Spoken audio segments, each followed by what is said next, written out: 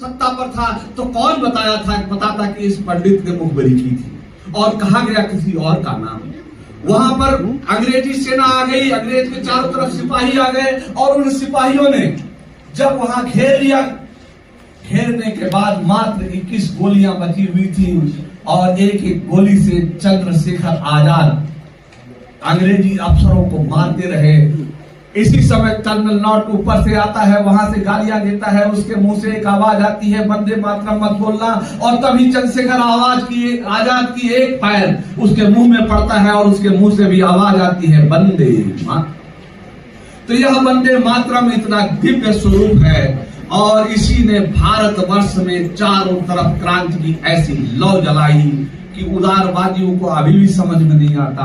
ये उदारवादी कहते हैं कि दे दी हमें आजादी बिना खड्ग बिना ढाल, साबरमती के संत तूने कर दिया कमाल। अरे ये राक्षसों के वंश, तुम्हें एक गाल अगर अपना इनके सामने करते तो क्या तुम्हें आजादी देते? दूसरे गाल पर भी थप्पड़ मारते, लातों से मारते, जूतों से मारते। और यही काम उन्होंने हमारे पूर्वजों के साथ किया भी था। लेकिन हम लोगों को सिखाया गया कि दे दी हमें आजादी बिना खड्ग बिना डाल, साबरमती के संत तूने कर दिया कमाल। यह एकदम झूठी बात थी। वास्तव में अगर किसी ने कमाल किया था तो वह बंकिम बाबू की रची हुई गीत वंदे मातरम थी। इसी गीत को लेकर सुभाष बाबू निकले और सुभाष बाबू की हजारों की सेना उधर बर्मा से जीतती हुई आ रही थी। अंग्रेजों को यह आभास हो गया था कि निश्चित रूप से अब हमें भारतवर्ष को छोड़ना पड़ेगा।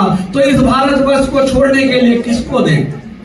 इसलिए उन्होंने अपना उत्तराधिकारी गोरे अंग्रेजों ने काले अंग्रेजों को बना दिया और इन काले अंग्रेजों के हाथ में कमान संभाल दी और काले अंग्रेजों ने हमसे कहा, आवाज में वंदे मातरम का उद्घोष किया। वंदे मातरम, उसे जेल में डाल दिया गया और जेल में डाले जाने के बाद दूसरे दिन जब सभा हुई, उस सभा में भी रामचंद्र राव ने वंदे मातरम का उद्घोष किया और वहां का जेलर कर्नल हॉलिंस उसके माथे पर रिवॉल्वर रखकर बोलता है कि निजाम ने रोका है, वंदे मातरम नहीं कहना है। उसने कहा मैं बोलूंगा। तो उसने कहा तुझे गोलियों से भून दिया जाएगा। दूसरे दिन फिर जब सुबह सभा हुई और जेलर आने लगा और वह अपने साथियों के साथ वंदे मातरम का उद्घोष करने लगा। जेल के आंगन में उसके कपड़े उतारवा दिए गए और 24 बेत लगाया गया। पहला बेत लगाया गया, कहा गया तू नहीं बोलेगा वंदे मातरम। उसने कहा वंदे मातरम।